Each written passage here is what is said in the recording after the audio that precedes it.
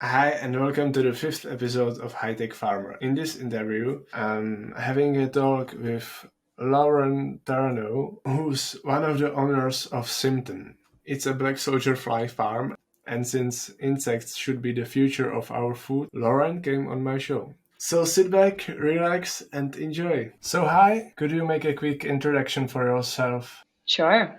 Question one. My name is Lauren Taranow. I live in College Station, Texas. It's just right in between Houston and Austin. And I grow black soldier fly larvae to sell as insect food. And we've grown since growing like black soldier fly larvae for insects into selling other feeders, but that's currently the one that I farm and raise right now. We also sell them to people who need compost faster. Like if you have a big pile of compost, they can eat through it much faster than like would regular decomposition. It's kind of similar to the earthworms that you can add. And then we also sell them to other black soldier fly farmers who need eggs or pupae to add to their colony to reestablish the amount of flies going on in there. So that's primarily the three areas that we deal with: the compost people, the reptile people, and the fans of soldier fly farming, the farmers. One other thing is that all during like the process of the larvae growing, they're eating and decomposing that within them. Their waste product, known as frass, is also sold by us, collected and sold as a fertilizer addendum that you can add nutrients to your soil. So there's really no waste in our process, and that's pretty cool. Yeah, so what did spark your interest in insects? I always liked insects. I think that most kids like insects a lot, and sometime around puberty, it changes, and adults don't really like insects anymore. Maybe it's the housefly's fault. Maybe it's just knowing like mosquitoes and things that they can do that are bad. But for the most part, most insects are harmless to humans and really cool. So I never lost that. I used to keep insects under my bed. I would hairspray them to preserve them, and I would make them little milk carton houses under my bed. And that that passion for insects never really changed. So as soon as I got the opportunity to take an entomology course in college, I took it, and I went in a different direction for my master's, but then I missed it so much that I came back to Texas and got started my PhD in black soldier fly farming. And then I just got so passionate about the insect itself that I started a business based around it. I saw your research for the bachelor's and master's, but it wasn't much about insects, so why is that? Uh, well, so, life has a way of kind of pointing you in different directions. And at the time that I graduated college, I just took a general major in biology during undergrad. Um, and then I wanted to get into forensics. And so I got my master's in like biomedical forensics with a focus in DNA, and I loved it. I still love it, but I got tired of the four walls around me, usually windowless rooms that are sterile and not kind of being outside. And I knew that I could combine the forensic with some kind of ecology, and kind of the only choice is forensic entomology, leading me here. And that's what I came here thinking I wanted to do. Black soldier flies are actually like tertiary consumers of a corpse, so they're not really too involved unless it's like really decomposed, and they're the last ones there to eat up the rest. But still, that's kind of where I was placed for research for my PhD, and it was love at first sight, first feel. To be honest, I didn't like touching them for the first week, and I had gloves on. Like I didn't dislike it, but I was scared to touch them. And that was one weekend because you have to grab them, you have to rummage through them.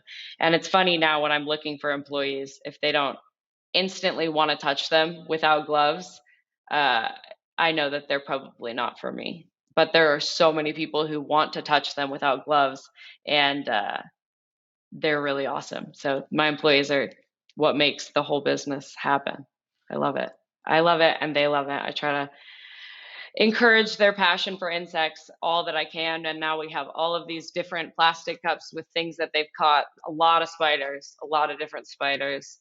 But they actually eat our larvae and our flies. So it's no problem for us to feed them. And whatever. We have, God, I don't know, I would estimate about 10 to 12 reptiles also living in, and 3 crabs now living in enclosures at Symton. So it's good for marketing, I guess. You know, you can take pictures of the lizards eating our food, but also it's important to kind of know the care, because I came in with the insect knowledge, but really the reptile knowledge was something that I had to gain throughout the past 6 years of working here, and having one of each kind of, and going through the process and knowing how much light they need and humidity and what kind of cage is helpful to our customer base in general, because it's not just questions about their order or bugs, that it goes further than that into reptile care. And I want to be able to offer everything that I can to the customers with delicate, when you post something on a Facebook group, it's not usually a delicate response. It's usually full hatred. People get real mad. And then sometimes I'll see like a 9-year-old posted like their lizard setup, and like people just destroy them about it. And it's there's got like, I open up my customer service as like a safe place to ask questions and not be yelled at for what you're doing wrong, rather than you're just trying to learn to do something better. Usually those people are doing that. So yeah, I think in the future I'd like to, create like a more like public safe space for that, because Facebook gets real nasty, Okay, and Reddit. that's a nice goal. Yeah, it would be nice. People can be mean So, out there. how did you come by a black soldier fly farming? Okay, so that was my major. That was kind of my focus for my PhD project. I was investigating how fast they could consume cow manure into a usable fertilizer product with stable amounts of different, the NPK ratio being like a stable, good thing for your soil for growing. And so usually cow manure, it's dumped in a quarry in a big pit, and it takes about 8-9 months to fully like process and mature as a compost to be a usable product. And what I was learning is that black soldier flies can consume that manure and spit out a usable product in 8 days. So that's huge.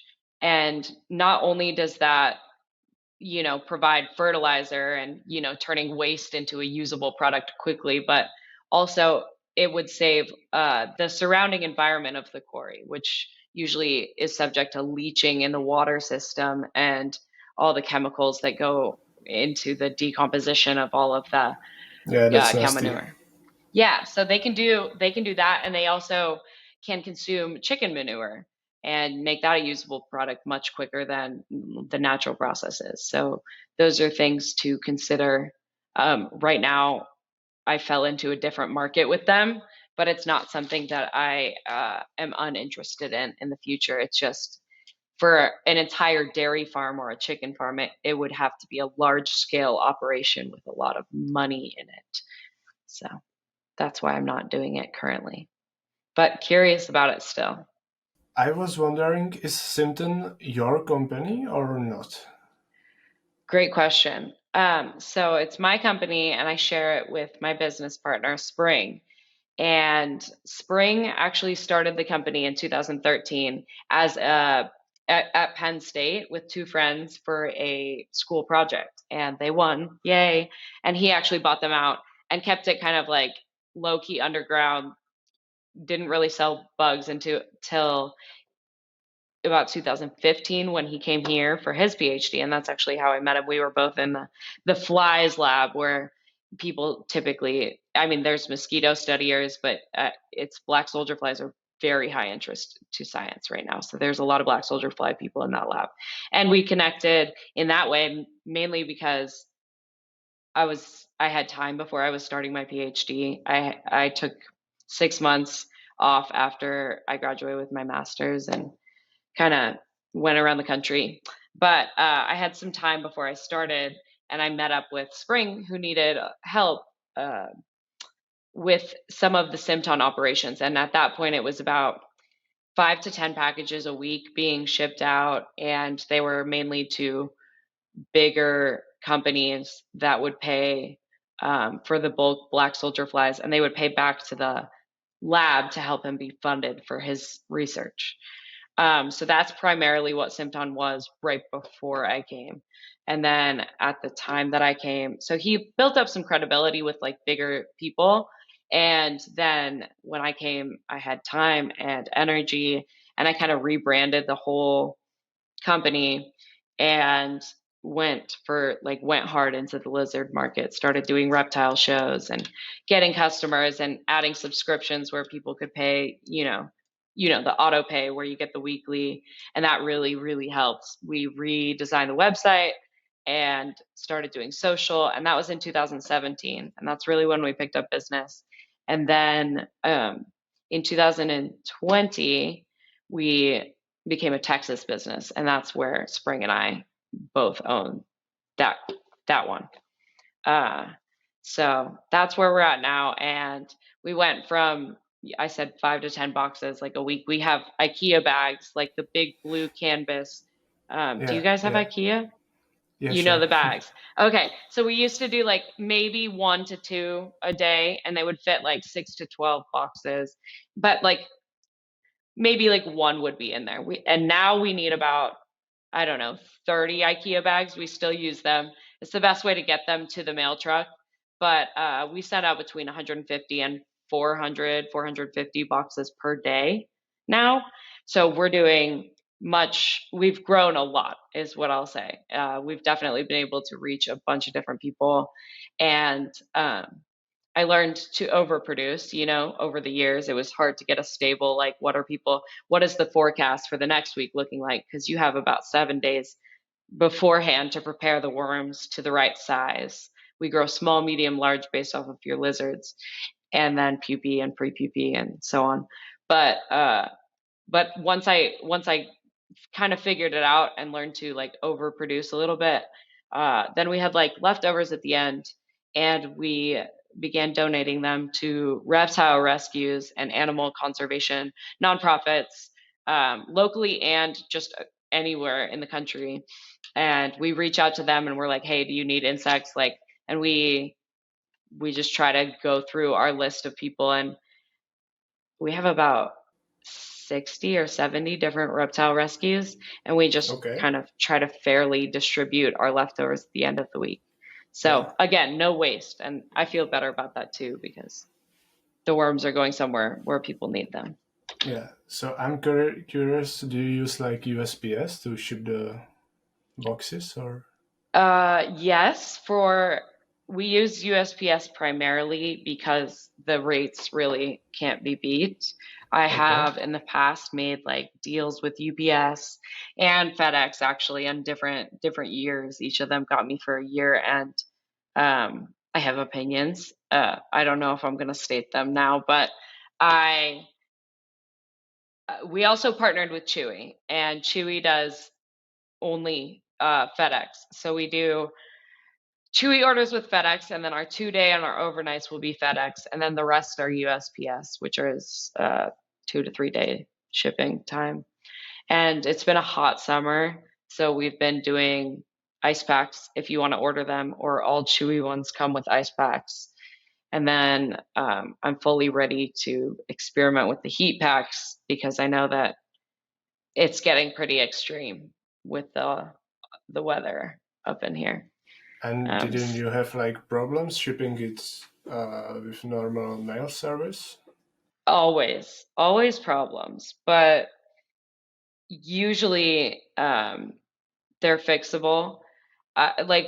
With us, we have a live arrival guarantee. If you don't get them alive, then we'll ship you another one. And usually reshipments cover any anything that is caused by the delivery being messed up by USPS, like basically once it's out of our hands. That's what the customers also don't get, is that once it's out of our hands, we can't help them as much as we wish we could. So they ask for more than we can actually give, but we just find that reshipments is the best way to do that. But other than that, uh, we have a list of how many times that we've gotten DOAs, we call them, um, and we just keep track of that. And we know that in the summer months it goes way up because of temperatures. There's no way to avoid it other than ice packs and really secure packaging. I mean, people always have the option for 2-day shipping. It just costs a little more. When we started, actually, that was one thing my business partner thought was a great sell, was we did free shipping, and he thought it made us competitive, and it did, but it lost us an incredible amount of money when you can just add add a small contribution in the shipping section, and people aren't going to not, typically I think people are not going to say no just because of that little. It's less than $4, so it is what it is. But I've learned a lot throughout the years about what's worked and what hasn't. And free shipping is not work. It doesn't work for us. But So, yeah. what exactly are you doing at Symton? Me? Yeah, like what's your job description or? I always wonder that myself. Some days I am a babysitter for the employees, or a therapist, or just a tyrant, I guess, in their eyes. But it's a lot of my on-site job is a lot of employee related things other than the legal thing. So basically I can't describe one day in the life of me. It depends. Is it tax season? Because then I'm on the phone with accountants and bookkeepers and trying to get everything in line. Is it like, if it's payroll, I do the payroll. So there's this rule in America, and it came from South Dakota suing Wayfair.com because they weren't getting that. Wayfair made so many sales in South Dakota, and South Dakota wasn't getting any sales tax. So they made this rule that if you have 200 sales in a state, then you have reached that nexus, that point where you start Yeah, paying state tax. And we're that way, we've reached our nexus in 19 states. So right now, state taxes take up plenty of my time. Uh, and there should be a way to streamline it, but like little things like that like pop up, that nobody's ready for, that goes on me. I just found out I should be paying in a different county because I store some of my enclosures there, and I have a shipping center who like fulfills the orders, but I didn't know. It's things like, it's the mail basically. I do the mail, the government stuff, and then making sure people are doing their jobs. Sometimes I have time to do some of the creative, which I love. The website is, all the buttons are drawn by me, the logo's drawn by me. Um, I love those jobs. And then, yeah, that's usually it's just whatever the day brings, I do. And every day is different. Some day if somebody, like recently somebody got COVID and I was back to sifting worms, which is, you know, the lowest, I don't want to say the lowest, but the thing you do when you first start working for me. And I was back there. And some days it's like that with a small business, but we're getting there. And then Spring, my business partner, has been in China since 2020. I mean, he came back for a visit in 2020 before everything shut down, but then he's been back and China's been locked down. So he's remote. And then I have 2 other remote people who are on the board. I have my customer service girl who's somewhere else in Texas. And then I have, I don't know where he is, Ohio right now, either Ohio, Virginia, or New York. But then I have Brian, who does like the IT and technical stuff behind the scenes if there's a fire or putting up new stuff and it doesn't look right. But other than that, um, that's pretty much. I also have my social girl, but she actually is on site, so she does my social media, which is a necessary thing for a business in this day and age. TikTok is the one that I like. I was too late for that one. I don't know, but we have one, so I have a lovely girl doing it. I actually saw your account. I don't know if you have like Symton account, but I Yeah, saw we have your. Symton one. You found Yeah. mine. Okay. Yeah, I post once in a while. Yeah. Damn, you did your research. Sure. And as we talked last time, and you confessed a while ago yourself, I saw on the wall behind you that you are quite an artist. So, what's your latest piece? Right now, I have been okay. Well, I've been working. I've been able to sell some at the reptile shows. I've been working with my pinned insects. So I pin, spread their wings, and mount them. And I'll show you one. I'll bring one out. Okay. Yeah, I'll bring it out. Okay, hold on.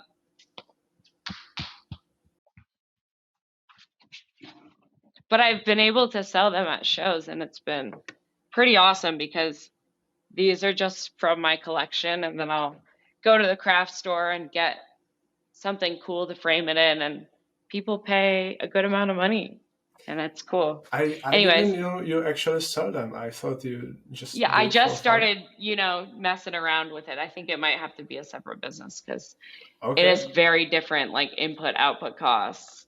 But this one is what I made. It was just a painted eyeball. Like it was like some at the craft store for Yeah. Halloween, and it had like some script. So I put wallpaper behind it, and then I had this insect and remounted the magnifying glass. It's pretty cool. That's actually nice. Yeah. So that stuff like this is what I've been working on lately. As far as Okay. art, I'm working on something for a Halloween giveaway that we're doing with one of our influencers who just started an isopod farm. So we're adding her Okay. isopods to one of our reptile starter packs and making it Halloween themed.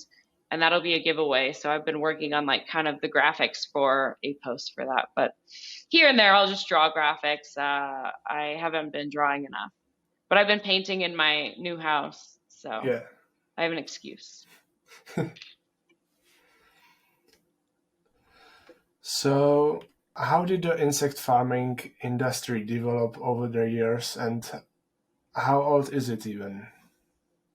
Um, I think it started around, I think for black soldier flies specifically, which is what I can answer about and what I know the most about, is like around 2000 and early 2000s, but really in 2010 people started realizing that it could be a thing. And I think the first company was out of Georgia and they were pretty successful around 2010, 11. Um, the thing with black soldier flies versus any other in the reptile like live feeder insect market is that there's a lack of knowledge. And basically I like to do the shows to and I sell them for really cheap at the shows because I like to just get the word out and have people know what they are and that their guys will like them.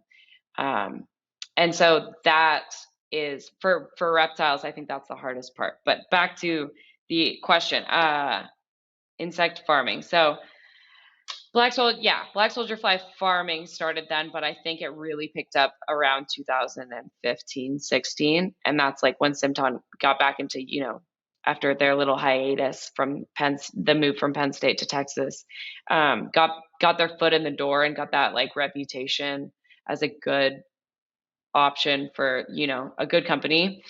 And I think after 2000 and I'd say around 2019, like right before 2020, the black soldier fly companies were opening up all over the place and like reaching out and, asking about help. But I think even stealing my design and copy on my website and selling my own worms, but that's a different story.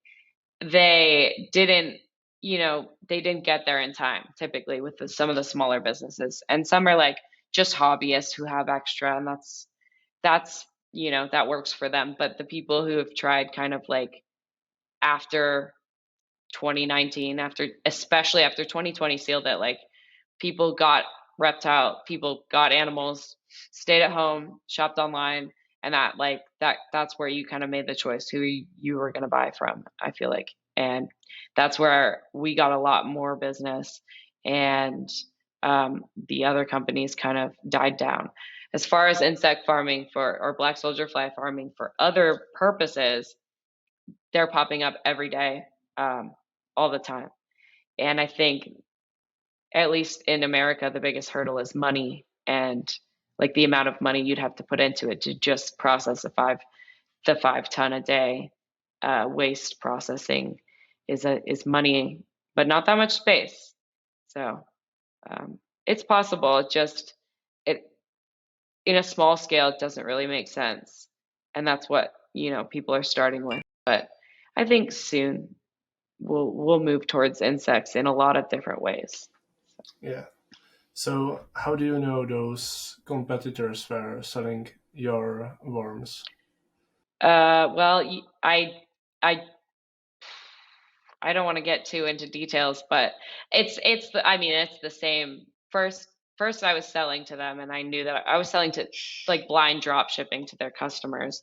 But then I checked out their site, and it was exactly my words that I wrote myself from my brain. And I see them like replicated exactly, except they changed everything to international units of measurement. So like say I had inches, or yeah, they changed it to centimeters and stuff. And that was the only thing. And changing Fahrenheit to Celsius. And I thought that was funny, but that's a that is a different fight for a different time. I still haven't had it yet. I haven't been able to pin him down for a time. But we still send him worms. It doesn't. Was it like I don't. one company or many of them?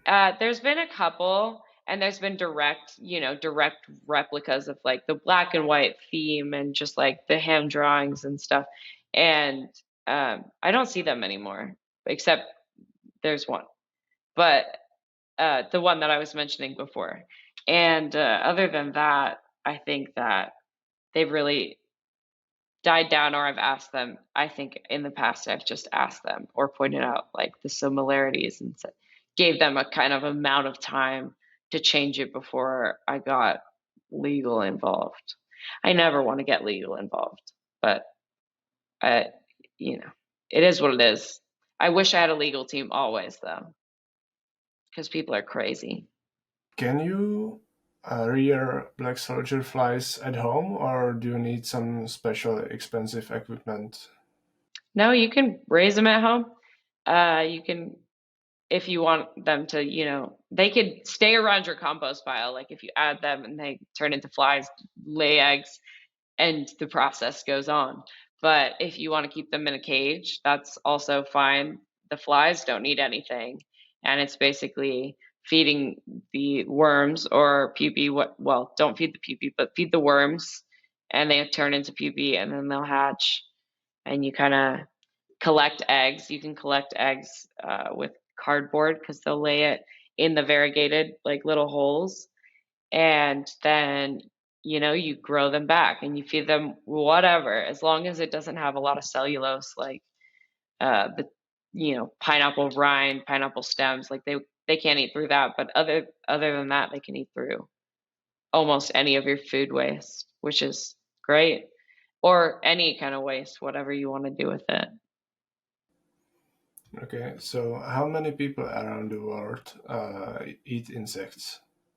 Oh, that's a great question. I don't know. I know that in our country, it's probably like less than 5%. But in Asian countries, they love it. So, in crickets, scorpion, I don't know. Do you know the answer? Because you did research in every other part. Yeah, sure. So I'm aware, like in Africa, Asia, and actually most of the world, people eat insects and don't have a problem with it, but only in the developed part we have some stigma or something. I think it would have to be a ground product, like, like the cricket flower is Yeah, yeah, actually yeah. increasing in popularity. I think it would have to be a ground up product. And with black soldier flies, I would say it would be marketed as a protein powder. I mean, it's very high in protein, and just add, we have dried ones. You just add it, you grind it up and add it to your protein shake. I think that could be a usable, like maybe like marketable product. But the dried worms themselves, actually, I have sold 5 bags to parents at shows because we have them out and we'll eat them. And they taste like sunflower seeds. And I've sold 5 bags to people who wanted to snack on them. So I don't know, the future's hazy, but I think that insects will always be the option for protein, and I think we'll get there someday. We'll wrap our minds around it, whether we have to process them in a certain patty or whatever people need to feel better about the ick factor. Yeah. So, what percentage of your diet do insects make? Less than 1%, Okay. but my diet's all over the place. I can't really comment to that. I don't like to cook. I think if I like to cook, I'd do better, and I'd maybe have an insect cooking show because that needs to happen. Um, I don't, unless I'm like, around people that I'm trying to convince to eat a dried worm. I don't eat bugs, but I'm not opposed at all. And this might be the most important question for a lot of people. Is it safe or even healthy to eat them? Yes, but it depends on where you get them, what they're eating, and what the conditions. If they're all in feeding on fresh cow manure, I wouldn't recommend eating those insects. I think that they're good for processing and good as like tubes and systems and as like a mechanism for processing. However, I would be more inclined to recommend the insects that were fed on either new material, like that's what we feed our insects, is a mix of alfalfa, corn, and wheat, and that's all new and ground up, and that I can say safely, like those would be healthy to eat. But if you have unknown things, um, even with rotting fruits or there can always be some kind of like mold going on that I wouldn't recommend if it's an what do I want to say? If it's a heterogeneous mixture and it's like different every time, then I don't think that I could recommend that with like my whole heart. But most of the time, I would say, why not? If an insect is going to be the thing that kills you, that's the way it is. No, but my worms, I would eat. I I can't say that the FDA like has approved them, but I haven't tried. I Okay. think that there's a lot that goes into making it food for humans or even dogs, cats. Like those regulations are a lot of work. And I already know that after partnering with Chewy, getting the recall insurance, it's also a lot of money getting into these other industries and getting your certificates and regulations and making sure that you know you're up to code with all of them. And I just haven't gone in that direction because focus on if you focus on what you're doing, then you'll do it better, and then we'll get there someday. I can't wait to see if other black soldier fly industries will get approval, because I don't see anything wrong with it, and I think that that's the direction that a lot of people, a lot of scientists at least, and conservationists see that the way that protein needs to change in our culture. So hopefully a company will get it done, and then I'll just be there ready to supply.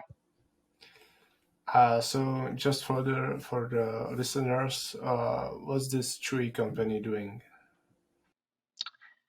Chewy is trying to be the Amazon of pet products. So everything that you need for any pet, horses, cattle, um, just everything. And they have it all there, and they have different vendors selling. I think they have their own products, but they ship typically from fulfillment centers. But in the case of our live insects, we drop ship for them. But with our supplies and our enclosures, we ship those out to their fulfillment centers, and then they'll add them into boxes that as they go. But it was a big deal to get a partnership with them. We were the first live feeder they offered, and I learned a lot about, the way that a bigger business runs, in terms of. I just learned a lot. There's a lot of different programs for like EDI data management and transfer, and like I said, each day is very different. It depends on where I'm at in the business. So, and it literally just the pile of paperwork never really goes down, but it's always changing, even as I get it done. Um, yeah, but it's been fun, and it's gotten the word out about Symton a lot too, just being on Chewy. Okay, now back to the flies. Back to So the flies. how food efficient in terms of growth or are the black soldier flies? How efficient? Yeah, so how if you feed them like 100 grams of food, how much weight do they gain? It depends on how many flies you got going on. Uh, so yeah, it really just depends, but can you ask it in a different way? Okay, so for example, cow, you must feed a cow just giant piles of food until it grows to the full size. But insects in general should be way more efficient in this. That you Yeah, so 100 grams. It depends on the amount of larvae that are added. With less food, if you want to do it really fast, you'd obviously add more neonate larvae. You'd want the freshly born ones who are ready to eat a lot. And again, for the listeners, they eat so much in their larval stage because they don't have mouth parts as an adult.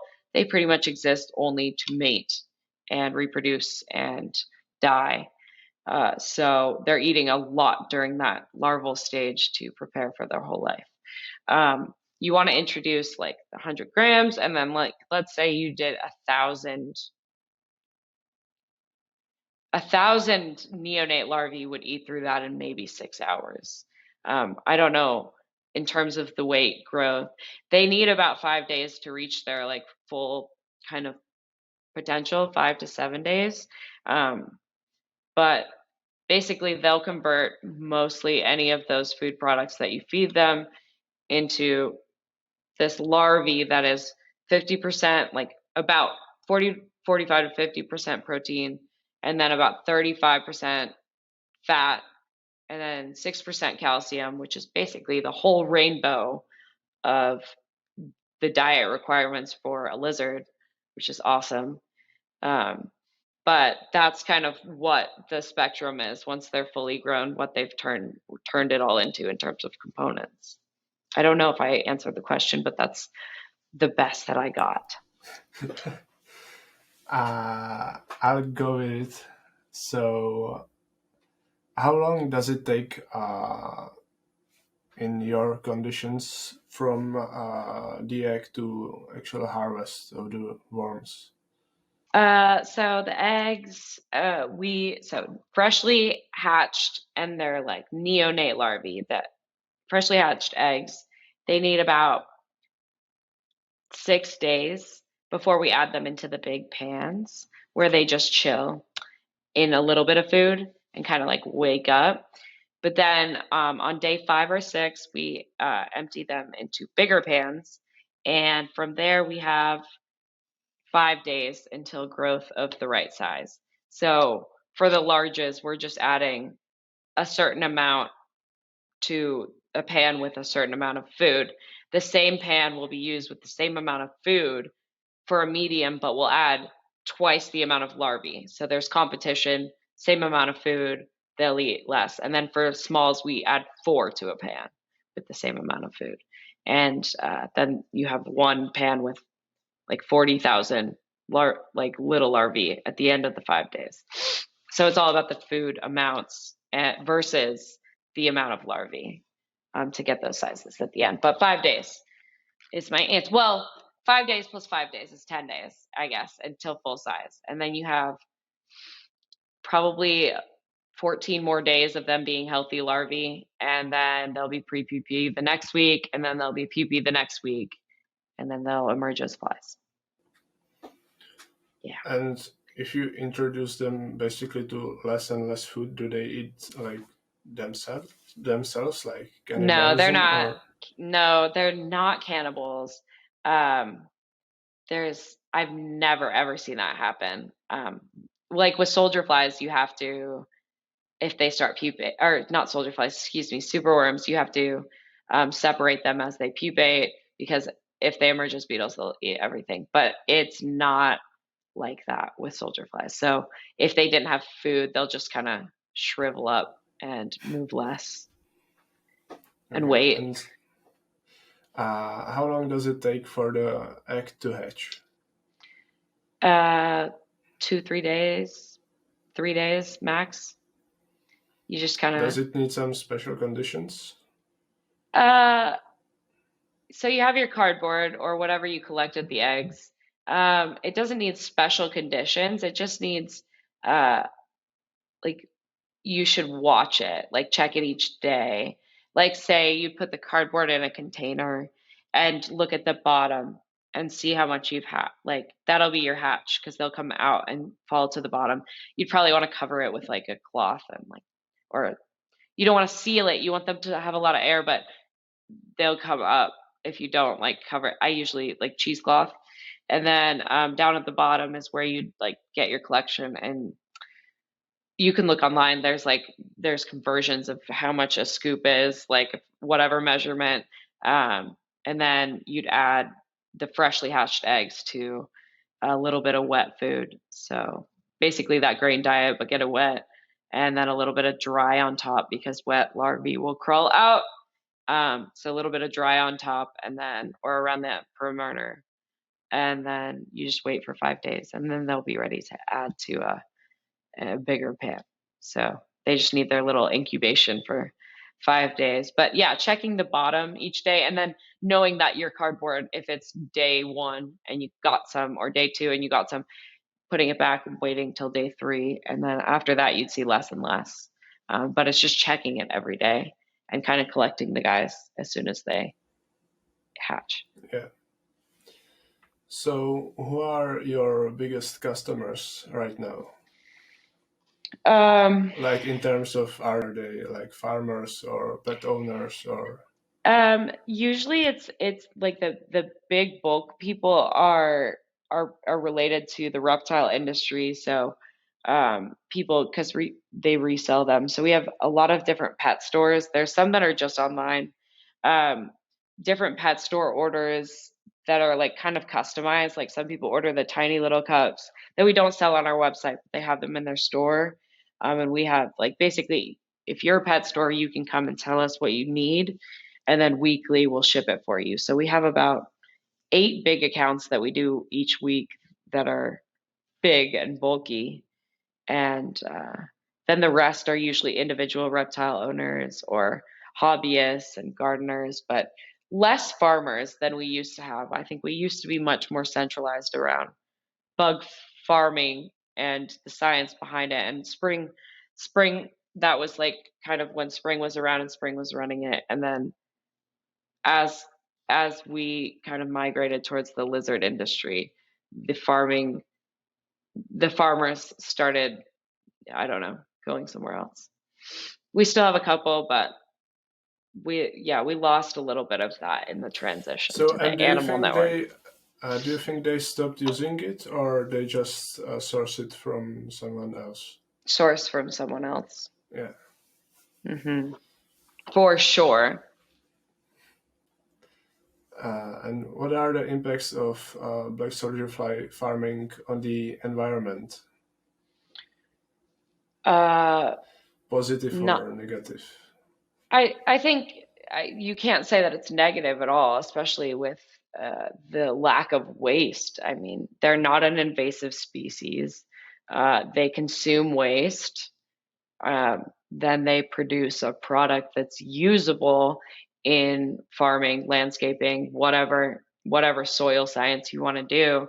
But the impact is very low because if not, you know, completely positive, there there's no harm done except waste cleanup, and that's not harmful at all. That's great.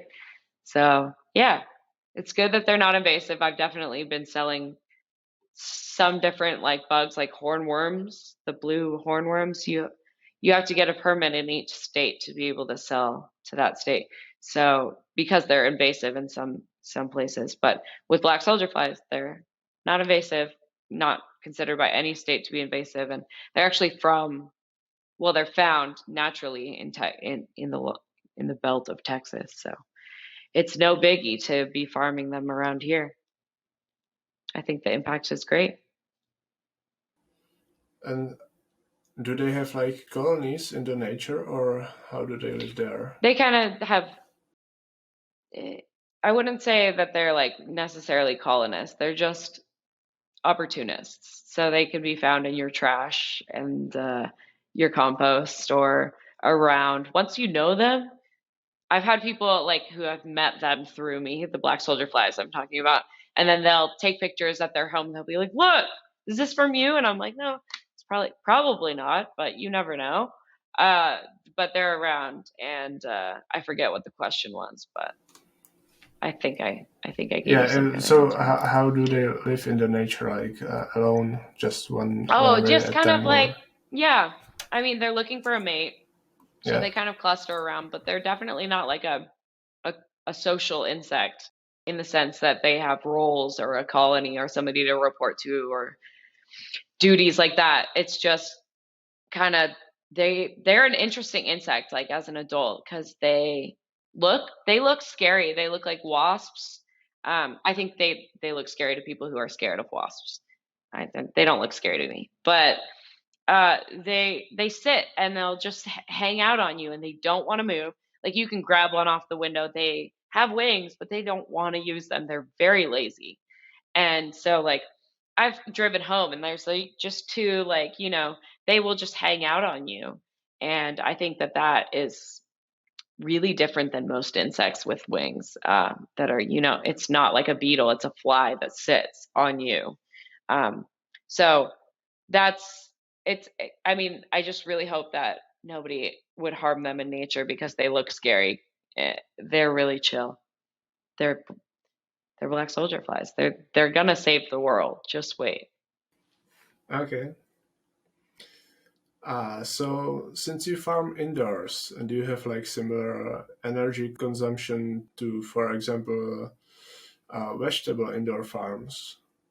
I don't know what vegetable indoor farms pay for energy, but I can imagine that they probably it depends on the month is a better answer because in the summer we're blasting AC to try to keep that temperature regulated, and it's really hard because of the way the building is, and it's kind of connected to you have to close all the doors basically. But we don't need lighting in the way that plant farmers do. So uh, I would say that we use less. So it's a major deal for every indoor farmer because essentially you must supply all of the light, and that's the biggest amount of. I mean, I I know I need lights for my guys back here. I'm getting so many lately, and I need like different kind of lights for different ones. And I can't afford that. I'm realizing that. But I love plants, and I I can't stop to collect. This is one small fraction of what's going on in my house, and I can't go out without getting plants anymore. It's pretty rough. No, it's awesome. So my air quality's got to be good. But yeah, I feel like I'm in my frog tank or something. So, what are the current trends in BSF farming?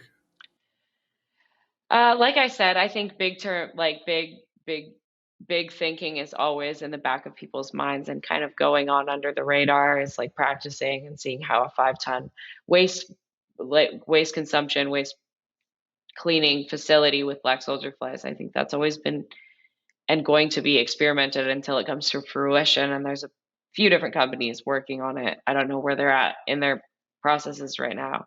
But then another big thing is egg collection and kind of getting a reliable place and a reliable amount of eggs. I think that is a hot topic for black soldier fly farmers. And there are companies working on, they have perfect ways of like collecting them. You don't even get them in cardboard. They're in like a little container for you. Um, that is interesting. And then other than that, a lot is figured out. And a lot was figured out by my business partner, Spring, like with the mating and lights for mating to stimulate mating if you're having trouble, but also just I think everything else like humidity, temperature, lighting, that's really been figured out and kind of attractants for like how to get your females to lay in a certain spot. And it's usually the answer is usually like with young larvae underneath or really stinky food with like young larvae. But if they know that there's like safe neonates, they'll typically lay right above it. But a lot of things have been figured out other than, kind of making this a big scale production. That'll be the thing that kind of changes everything in the industry is once somebody figures out how to do that and make it work. Yeah. Are there any other things you wish that happened in the industry? I think that I mean, I wish the best for the industry. I want everybody to know exactly what a black soldier fly is. I want everybody to have at least tried some kind of black soldier fly food product. So what was the question? What do you wish happened in the What do I industry? wish? I just want the information spread to continue, and I like I want these 5 ton waste production or waste. What am I thinking? The Processing? word processing, the 5 ton waste processing places like that are in people's minds that are in the works. I want them to work out. I wish that I wish that it becomes I wish like what any black soldier fly farmer producing black soldier flies wishes is that I wish everybody wanted my product. I wish everybody had a use for it. Because at the end of the day, for production wise, like I don't know of many other products that you've produced and there's no waste. You've just produced another product with the waste. Like with waste, like with my industry, I cannot use anything but new food. But at the end of the day, I don't feel bad because that food is being reformulated and then going to lizards. So like I want that everywhere. I that it's such a clean process. And I think a lot more industries could clean up their processes, but not as much as like the black soldier fly cleans up its mess and you know, then as a usable product. And don't even get me started that you could use it in aquaculture and then we wouldn't have to farm the fish in the oceans. But you can also press the larvae that are really fat and extract enough usable fat to make biodiesel. But that's a large scale production as well. But like basically those are options for what you can do with the larvae that have consumed the waste that makes them unusable as a food product. You can press those or make that, you can make that into another product from trash to oil. Amazing. Possible by black soldier flies. So, where did this number of 5 ton waste processing came It's from? just it's just kind of an idea. It's just kind of like we've done the 1 ton. The 1 ton has been done, but more feasible and like more feasible option for one farm is a 5 ton a day. It's kind of at least when I was working with a dairy farm, that was their average waste Okay. maybe per day. Yeah, per day. I'll go with So that. Yeah. so 5 tons of manure per day, or Yes. yeah. Is that right? And That's too much. it depends so on how many cows you have, I Yes, it does. guess. It was a huge dairy farm. So that's like Yeah. kind of, I don't know. Yeah, That's like just it could be. yeah. Yeah, I'm just going to go with that as my answer.